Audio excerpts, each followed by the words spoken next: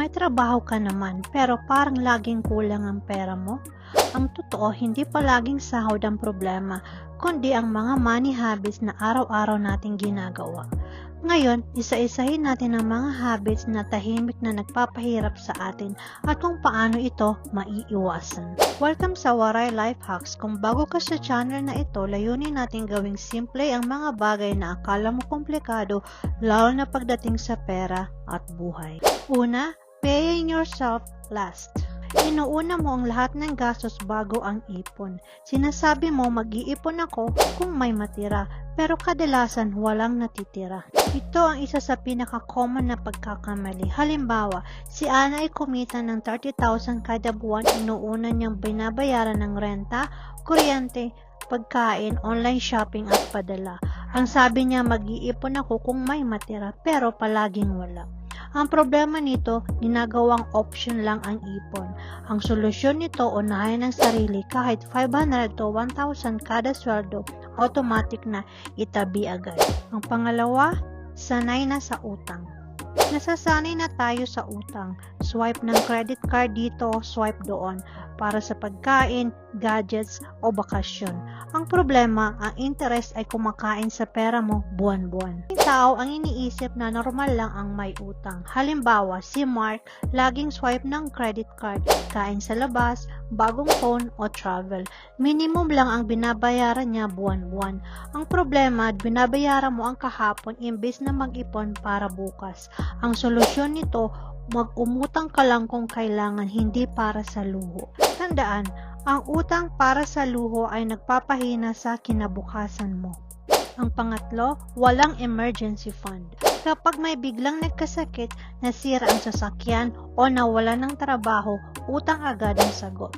Kung may ipon ka sana, hindi ka magpapanik. Kahit maliit lang muna, mag-umpisa ka ng emergency fund. Ang pang-apat, hindi alam saan napupunta ang pera. Hindi mo tinatrack ang gastos mo. Pakiramdam mo okay kakahapon pero ngayon wala na. Kape dito, online shopping doon, hindi mo namamalayan, ubos na pala. Kapag hindi mo alam saan napupunta ang pera mo, hindi mo rin ito makokontrol. Ang panglima, lifestyle inflation. Kapag tumataas ang sahod, tumataas din ang gastos. Mas mahal na phone, mas magarbong lifestyle, pero pareho pa rin ang problema. Hindi porke mas malaki ang kita, mas mayaman ka na. Ang pang-anim, magastos na hobbies at luho. Walang masamang mag-enjoy. Pero kung nauubos ang pera at wala kang ipon, may problema. Kailangang balansehin mo. Enjoy ngayon, siguradong may bukas. Ang pangpito, hindi inaayos ang buwis or tax planning. Sobrang binabayarang buwis dahil walang kaalaman. May mga legal na paraan para mabawasan ang tax, pero hindi natin inaaral. Ang pera na pwedeng ipon o investment na pupunta lang sa wala. Ang pangwalo, takot o tinatamad mag-invest. Sobrang matagal mag-invest. Tinatago lang ang pera sa bangko habang tumataas ang presyo ng bilihin. Unti-unting nababawasan ang value ng pera mo dahil sa inflation. Mas mahal ang hindi pagsisimula kaysa sa pagkakamali. Ang pangsyam, umaasa lang sa iisang pinanggagalingan ng kita o income. Ang pag-asa sa iisang sahod ay delikado sa ekonomiya ngayon. Ang katotohanan nito, karamihan sa mga taong financially stable ay may mahigit sa iisang pinagkakakitaan. Ang tamang solusyon dito ay magsimula sa side hustle, mga online skill o passive income ng paunti-unti hanggang sa magkaroon ka na ng ibang pagkakakitaan para makadagdag ito sa inyong income. Ang pang-sampo, pag-iwas sa financial education. Maraming tao ang iniiwasan ng pag-aaral tungkol sa pera dahil nakakalito o nakaka-intimidate ito. Sa totoo lang, ang hindi mo alam tungkol sa pera ay magiging dahilan ng pagkalugi mo.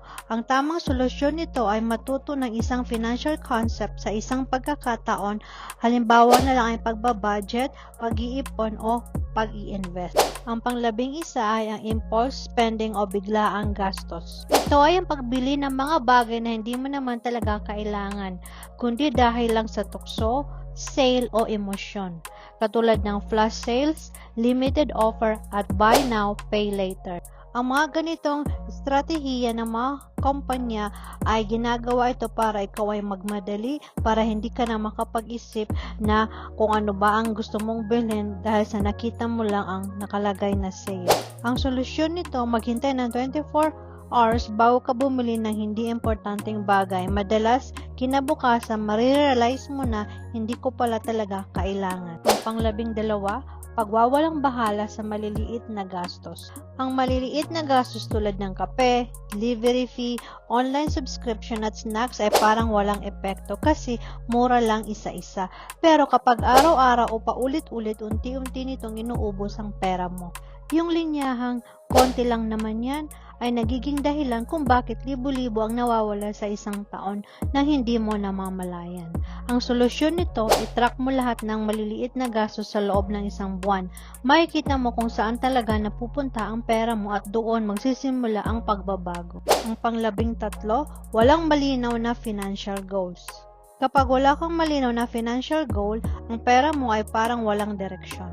Kumikita ka, gumagastos ka, minsan nakakapag-ipon pero hindi mo alam kung para saan. Kaya, relatable yung sinasabi ng marami, nag-iipon naman ako pero hindi ko alam kung bakit.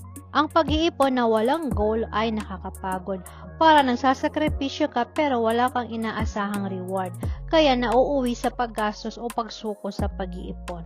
Ang pera mas gumagana kapag may purpose. Kapag binigyan mo ng trabaho ang pera mo, mas nagiging maingat ka sa bawat gastos.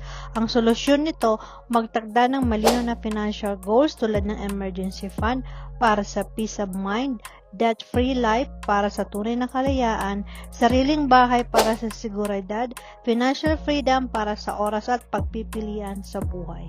Hindi ka mahirap dahil kulang ka sa sipag, madalas dahil sa habits na hindi natin napapansin.